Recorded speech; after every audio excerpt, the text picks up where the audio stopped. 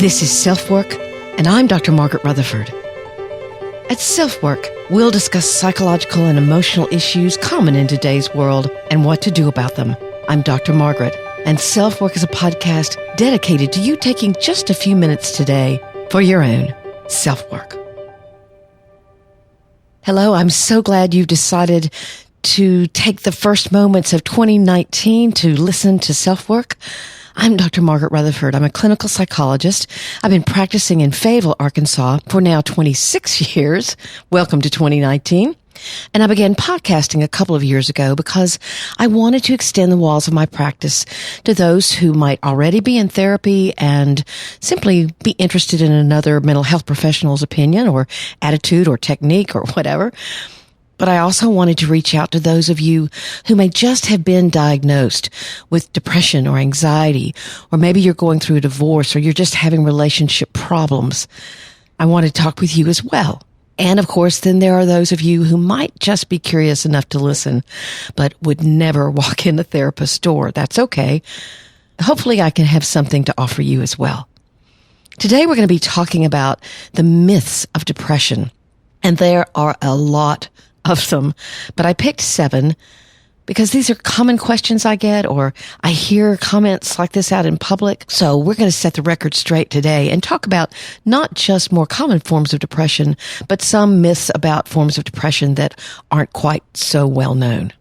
Many of you have listened to my podcasts on perfectly hidden depression, and I wanted to announce quite humbly, but also with a lot of excitement, that the entire book is now in the publisher's hand. I'll be waiting for the copy editor and the proofreader, and then it'll be possible for you to read if you so wish. That's probably going to be November of 2019, but I'll let you know if that changes. This episode is sponsored by Audible.com, and a little later in the broadcast, I'll tell you about their offer. Our listener email for today is about your relationship with your therapist in a way, and what happens if you disagree with them. I'm going to give some advice about that, and also she asked some other questions, and I'll answer those. Mostly about how to handle a very difficult situation with her mom. So I'm so glad you've joined me to talk about depression and some of the things that are horrible, horrible myths about it.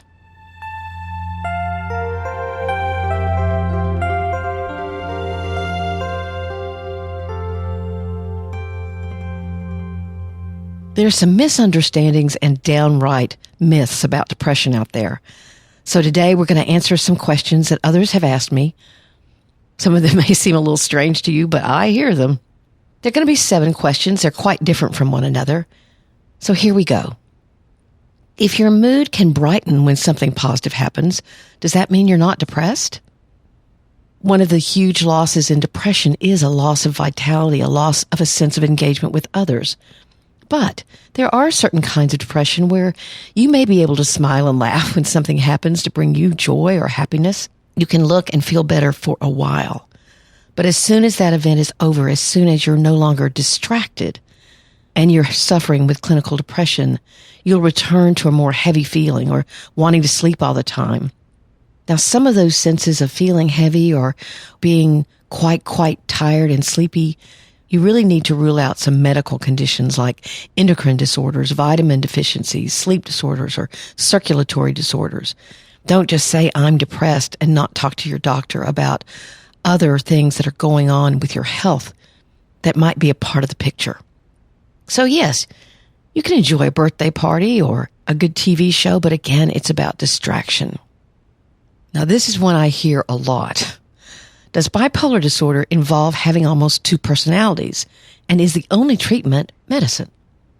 This one may seem really naive, especially to someone who has bipolar disorder.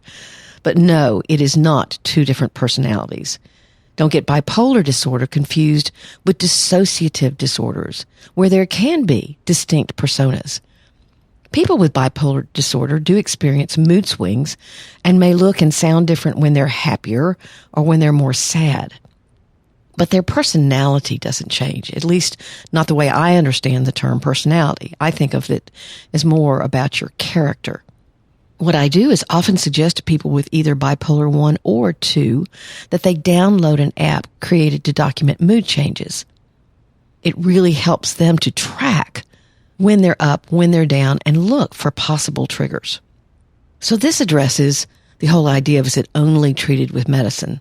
I would definitely say no. Medicine is often needed to stabilize mood. However, therapy can be very helpful to identify external and internal things that could trigger a swing. Everything from lack of sleep or disturbed sleep patterns to certain situations where you might feel extra stress or pressure. Working on skills in therapy to help with impulse control and managing moods can be very important. One thing I often tell my patients is to ask themselves, will this choice create chaos? And if it does, if there's any doubt that it would, then to wait and not make that decision quite right then.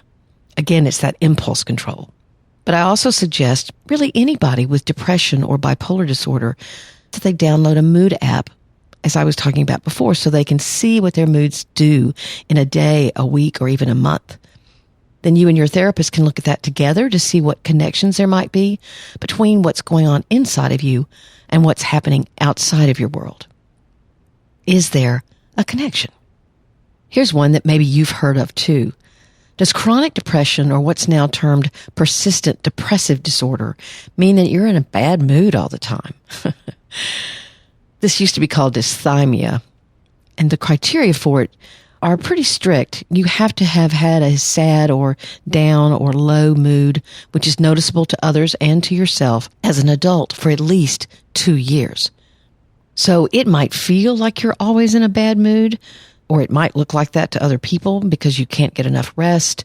You may tend to look at the negative. That's part of depression, even though you want to think more positively. You may take things a little too personally, or feel victimized, or like there's a target on your back and life is unfair.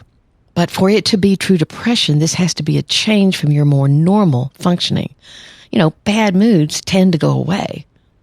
And if your bad mood doesn't go away, you might want to look at the idea that you could be clinically depressed. One of the phrases I often say about chronic depression, or what is now again called persistent depressive disorder, it sometimes isn't until the lights come back on full force that you realize how slowly they've been fading and how you've been straining and squinting to see for years. It can happen very, very slowly. And it's important to remember that therapy and meds are not always enough. You have to be proactive. And that, of course, is what's hard because it's difficult to find the energy.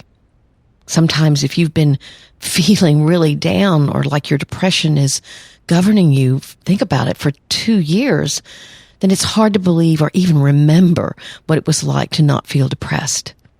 So that's where a lot of lifestyle changes or different choices in your life are so important to consider. Okay, another type of depression is what's called an adjustment disorder. I get asked, so what is an adjustment disorder? Does that mean you're not snapping out of a reaction to something bad happening? People with depression can't stand to be told they need to snap out of it, and deservedly so. That's not the answer, and compassion is what is needed. An adjustment disorder is depression or ongoing sadness after something very painful has occurred, such as a divorce or an accident. It's normal in many circumstances and is diagnosable because it's interrupting your daily functioning. But with an adjustment disorder, you can pinpoint when it began because it's tied to that certain event or experience. Now, this should not be confused with PTSD or post-traumatic stress disorder, where the stressor is actually horror or trauma way outside of normal experience. And you often have flashbacks or nightmares about that, where you can actually feel as if you are reliving that experience. Before we get to the other questions, I want to talk to you just for a minute about the offer from Audible.com. I've not accepted to this point any other advertising or sponsorship on this podcast. 1, I want your trust. 2, I hate listening to them. And 3, I don't want to clutter up the podcast with a bunch of stuff. But when I heard from Audible, I thought, well, this is a pretty good deal. You get 1 month free trial of Audible.com. You're already a podcast listener, and you get a free book. And you can pick the book you want. Today, I'm suggesting The Mindful Way Through Depression. One of the authors is John Kabat-Zinn, and he is a wonderful, wonderful teacher. But you can get any book you want. And just to let you know, whatever kind of commission I get from Audible, I am sending to St. Jude's Children's Hospital. They are a hospital that cares for children with cancer, and treatment and accommodations for parents. Everything is free. So I think this is a win-win for you, for me, and for St. Jude's. So I hope you'll think about it. All you have to do is type in www.audibletrial.com/selfwork. Again, www.audibletrial.com/selfwork. Now, I decided to tell you my Jon Kabat-Zinn story, okay? He researches meditation and its effect on our mental and physical health. And he gave a meditation workshop many years ago now in Little Rock, and I went down to it. I was not a big meditator. I'm still trying to learn and be more mindful. But for 2.5 days, all we did was meditate, right? And he's a funny guy. He's real down to earth. And I enjoyed it so much. And I was incredibly relaxed, so relaxed that when I got in my car to come back to Northwest Arkansas, I didn't think I could drive on the expressway. I wasn't anxious enough. So I had to stop and get myself a Mountain Dew. But if any of you have a chance to read anything by Jon Kabat-Zinn, Zinn, it's well worth your time. He's written several books. Okay, back to questions. Does postpartum depression happen only right after the birth of a child? No, it can happen then, but postpartum can also emerge weeks to months after childbirth. And it can happen after a second or third child is born, although everything was fine after the birth of your first child. A doctor or therapist needs to promptly help identify it for the sake of the mom, of course, but also for the baby because so much attachment happens in those first few weeks and months. It can appear very mild, but also be much more severe, where a mom has lots of trouble feeling attached to the baby. Now, what's so important is a spouse's understanding and support. It's vital because the mom can shame herself so much for seeming to not be able to care about this child. It actually happens more than you might think, at least in its milder forms. Up to 1 in 7 moms is what I read. So watch for it, especially if you have a history of depression or someone you care about has a history of depression. Okay, here's another. Don't most women get cranky or more emotional right before their periods? When does it become premenstrual dysphoric disorder? PDD. As most women will talk to you openly about, yes, our moods definitely change due to our hormones. It's not something we like for others to use as justification for not responding to us. Oh, are you on your period? Like that should explain my feelings entirely. But it is true that it occurs, not for everyone, but for a lot of women. When it's diagnosed as premenstrual dysphoric disorder, is when it shifts and actually fits criteria for clinical depression. It can be very difficult for the women who experience it because just think, every month or 2 weeks, because sometimes it can happen mid-month, you're having to struggle with real depression, and then it clears some and then it comes back. You don't get much of a break. But it's important to match it with your menstrual cycle because that can also look like either a cyclic disorder like major depression recurrent, or even bipolar 2. So it's important for you to recognize, hey, it's mostly around my period or mid-month. Great information for your provider. Okay, and here's the last question. Can you get psychotic when you're depressed? Is that the same thing as schizophrenia? I get this one a lot. Yes to the first question. You can get psychotic when you're depressed, but no to the second. It is not the same as schizophrenia. Psychosis can happen with severe depression or with bipolar disorder. What being psychotic means is that you lose touch with reality. You may strongly believe something that isn't true, and that's called a delusion. Or you can see, hear, smell, taste, or feel things that aren't really there. And that's called a hallucination. Again, some of those are visual and some of those are auditory. But you again believe that you are experiencing those things. It's not at all the same as schizophrenia, which is a chronic condition that usually emerges in the late teenage or early adult years. Someone with schizophrenia may also lose their grasp on what's more real, but it's accompanied by lots of other kinds of symptoms. Disorganized speech or behavior, personality changes, maybe hostility or aggression. social isolation, and unlike psychosis, which can be temporary and respond to treatment, schizophrenia is a disorder that has to be managed throughout life. So I hope the answers to those questions clear up some myths for you about depression.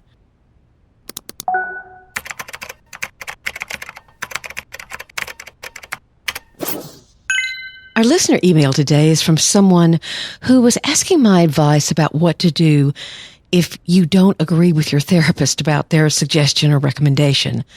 So here goes. I really enjoy listening to your podcast, and it has enhanced my therapy experience by challenging me to think more critically about my own self-work. I'm planning on going against my therapist's advice concerning my relationship with my mother, and I would appreciate your input and perspective on the matter. Here's the background information.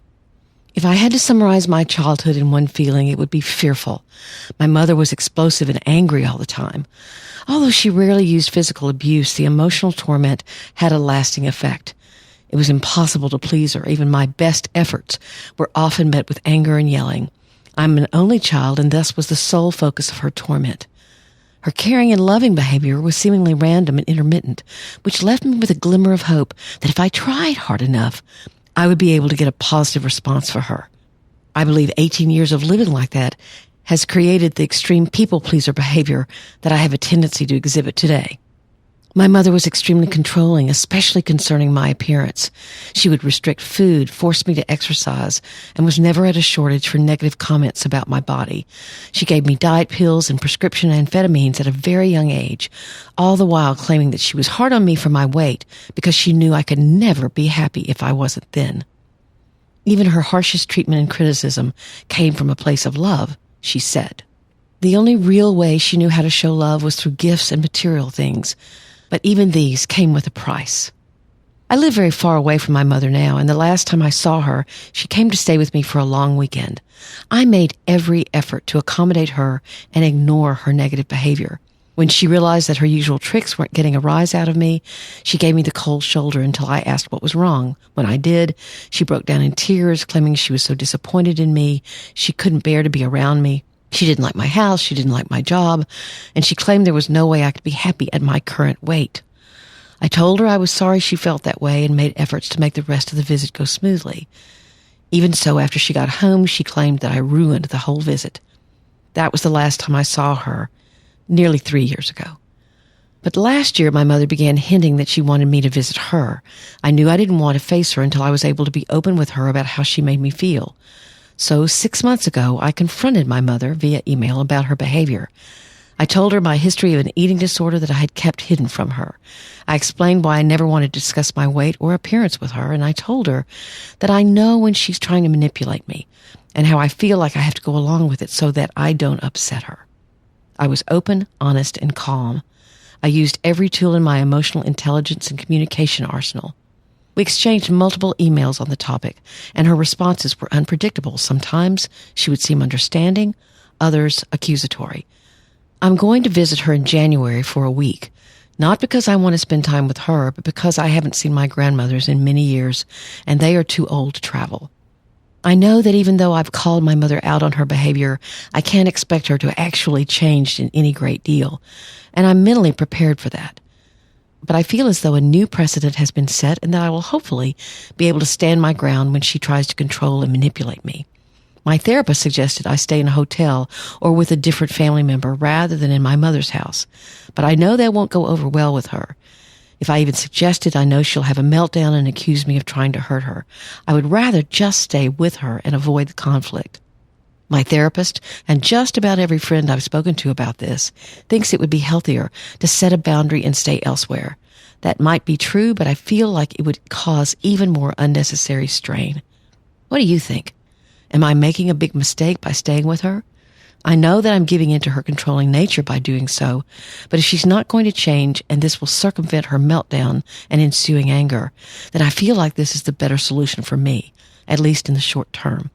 I know this was a very long email, and I appreciate your time and consideration. Of course, so this is how manipulation works. You want to avoid the anger and the rage and the inappropriate and way out of control response to your actions, but you know that if you don't go along with it, that there'll be a lot of trouble. But I hope this answer makes sense to you because I've said it to a lot of my patients. Thanks so much for being a listener and for letting me know that it's been helpful to you. I'm going to sound a bit wishy-washy on this one, but I try to stay out of saying to patients what's right or wrong unless they're about to do something permanently harmful to themselves or someone else. You've obviously done a lot of hard work on yourself, and you're understanding the manipulative nature of your mom, as well as her own tremendous mood swings and insecurities. And you've detached and learned to try very hard to steer clear of falling into the vortex of her emotions.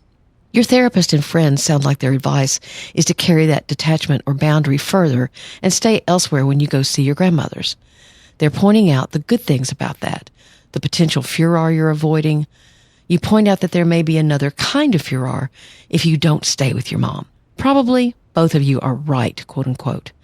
And of course, it's the fact that your mom is highly unlikely to take responsibility for what is the natural consequence of her past behavior that causes you to have the issue in the first place. So, I suppose your choice is which turmoil you feel more capable of handling. With my own patients, I always tell them that they're the ones that are going to be enjoying whatever good comes from their choices and suffering whatever bad or painful might happen. There will be sadness either way. I've had patients choose both. It sounds as if your main task is to try to make sure your own boundaries are as intact as they can be. I'm sorry you've had this pain and sadness in your life and hope that you've created other relationships that have been supportive and loving. I'll hope you got through to your mom. One of the comments that I've received when I've done Facebook Lives on depression and borderline personality disorder, which it does sound like her mother may suffer from, or some personality disorder in what's called that cluster. But the comments I've received reflect a gratitude that I've talked about how difficult it is to be a borderline. It's not easy to be your mom. And of course, it wasn't easy to be on the receiving end of her volatility. Please take care. So I hope this will be helpful to others of you who were reared by someone's borderline personality disorder or narcissism or a sociopath. These are much more difficult and emotionally volatile personality disorders. Thanks again to this listener for writing in.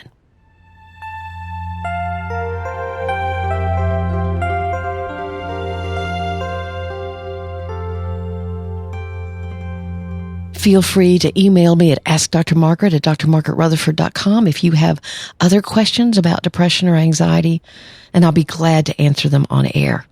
I want to say that 2 or 3 of you have really made my day in the last month with some of the very, very kind written reviews that you've left on iTunes. Someone said, by far, this is the best thing that I have found. I believe that mental health has such a stigma and sometimes it's hard to find a therapist. That's exactly why I'm doing this podcast. Another says her insight and personal connection to each podcast allows listeners to receive thought-provoking tools that can lead to change and personal growth. I find that I can capture a tidbit of helpful information in every episode. And someone else says, very grateful to Dr. Margaret for her insights and constructive, helpful advice. So thank you for taking the time and effort to let me know what you like. It's okay to write me about what you wish were different. So many of you have said you like it because it's short, so I've tried to keep it short. But leaving me a rating or a review wherever you listen is so very helpful to me and keeps me incredibly motivated. There are lots of other ways of connecting with me. My website is drmargaretrutherford.com, and I've been blogging there for now 7 years, or this will be my 7th year, so I have a lot of posts. In fact, we're going to begin to filter some of those down or archive them or whatever you call them. And you can subscribe there and get a weekly newsletter with my weekly blog post and weekly podcast, so you can keep up very easily that way. I've also begun a Facebook group that now has about 450 almost, I think, members. We talk about lots of different things. We talk about depression, anxiety. People write in anonymously sometimes who are not quite ready to be so vulnerable that they talk more openly about themselves in a Facebook group. But I can enter those questions for you. It's a really positive group, very diverse from all different parts of the world. And so lots of different, really wise perspectives. So I invite you to join facebook.com/groups/ SelfWork. Facebook.com/groups/SelfWork. So I'm glad you joined me today. I hope it's been helpful. Take very good care. This is Dr. Margaret, and you've been listening to SelfWork.